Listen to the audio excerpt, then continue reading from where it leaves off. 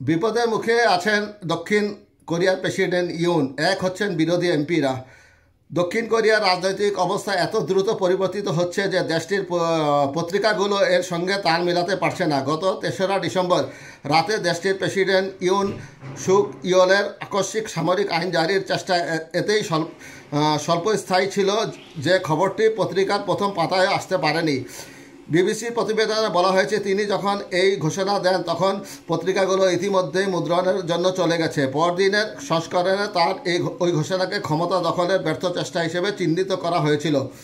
দেশটিতে পরবর্তী এক সপ্তাহ ছিল ঘটনাবহুল। এই সময় প্রেসিডেন্ট ক্ষমা প্রার্থনা করেছেন। আশা করা হচ্ছিল যে তিনি হয়তো অভিশংসন এড়াতে পারবেন, কিন্তু না, তিনি এখন এক অধ্যত্ত ও চ্যালেঞ্জ গ্রহণকারী নেতায় পরিণত হয়েছে। যদিও তার সামনে অনেক বিপদ অপেক্ষা করছে। বিবিসি বলছে, মৃত্যুদণ্ডযোগ্য অপরাধে রাষ্ট্রদ্রোহের অভিযোগে তার বিরুদ্ধে তদন্ত চলছে এবং দেশ ত্যাগের বেলায় তার প্রতি নিষেধাজ্ঞা দেওয়া হয়েছে।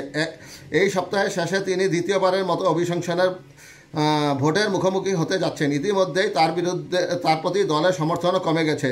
সেই সঙ্গে রাস্তায়ও প্রতিদিন হাজার হাজার মানুষ তার বিরুদ্ধে জোরালো আওয়াজ তুলছেন। এই সপ্তাহের শুরুতে ক্ষণিকের জন্য মনে হচ্ছিল যে তিনি তার দলের সঙ্গে একটি সমঝোতায় পৌঁছেছেন যে তিনি নিজেই পদত্যাগ করবেন। বিপরীতে তাকে ভোটাভুটি করে ক্ষমতাচ্যুত করা হবে না। কিন্তু সপ্তাহ শেষ হয়ে গেলেও প্রেসিডেন্টের এমন কোনো পরিকল্পনা লক্ষ্য করা যায়নি।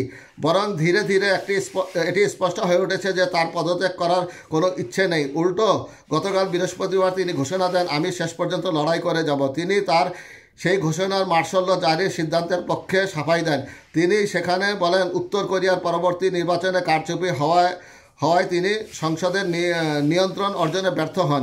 তিনি সংসদকে দানব আখ্যা দেন এবং বিরোধী দলকে বিপজ্জনক বলে উল্লেখ করেন এবং দাবি করেন সামরিক আইন জারি করে তিনি জনগণকে এবং গণতন্ত্র রক্ষার চেষ্টা করেছিলেন। গত শনিবার ক্ষমা চাওয়ার পর এটি ছিল প্রেসিডেন্ট ইউনের প্রথম ভাষণ। তিনি বলেন, আমাকে অভিশংসন করা হোক বা তদন্তের মুখোমুখি করা হোক, দৃঢ়ভাবে দাঁড়িয়ে থাকব। তিনি দাবি করেছেন যে তাকে ক্ষমতাচ্যুত করার জন্য রাজনৈতিক প্রতিদ্বন্দ্বীরা মিথ্যা উস্কানি দিচ্ছে। এদিকে এই সপ্তাহে পুলিশ তার কার্যালয়ে প্রমাণ সংগ্রহের জন্য অভিযান চালালেও প্রেসিডেন্ট ইউন সপ্তাহের বেশিরভাগ সময় আড়ালেই কাটিয়েছেন। সেই সঙ্গে জনরোষ সামাল দেওয়ার জন্য হলেও তার দল ঘোষণা করেছে যে প্রেসিডেন্ট ইউন আর কোনো সিদ্ধান্ত নিতে পারবেন না। আইন বিশেষজ্ঞরা এই বিষয়ে একমত যে সংবিধানে এমন কিছু নেই যে এটি সমর্থন করবে। এখন সবার প্রশ্ন হলো, এই মুহূর্তে কে দেশ পরিচালনা করছে? প্রেসিডেন্ট ইউনের সেনাবাহিনীর শীর্ষ কমান্ডাররা বলেছেন, তিনি যদি আবার সামরিক আইন জারির চেষ্টা করেন তাহলে তারা সেই আদেশ অমান্য করবে।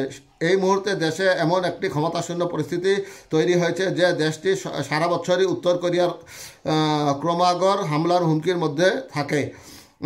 সোগ্যাং বিশ্ববিদ্যালয়ের আইন অধ্যাপক লিম জি বং বলেছেন, এই অবস্থার আইনি কোনো বন্দোবস্ত নেই। আমরা একটি বিপজ্জনক ও বিশৃঙ্খল পরিস্থিতিতে রয়েছি। তিনি আরও বলেছেন, বাইরে থেকে যারা দেখছেন তাদের সবার কাছে এটি স্পষ্ট যে এই ধরনের অস্থিতিশীল ও অদ্ভুত পরিস্থিতি আর বেশি দিন চলতে দেওয়া যাবে না। তবে প্রেসিডেন্টের দল পিপুলস পাওয়ার পার্টির এটা বুঝতে কিছুটা সময় লেগে গিয়েছিল যে প্রেসিডেন্ট ইউনের অভিশংসন অনিবার্যিত।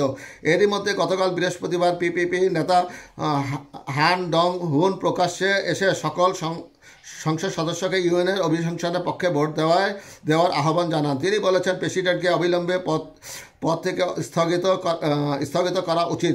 দেশটিতে অভিশংসন প্রস্তাব পাশ করতে 200 ভোট প্রয়োজন। বিরোধী দলের হাতে 192টি আসন রয়েছে, অর্থাৎ প্রস্তাব পাশ করার জন্য তাদের শাসক দল থেকে 8 জনের ভোট প্রয়োজন।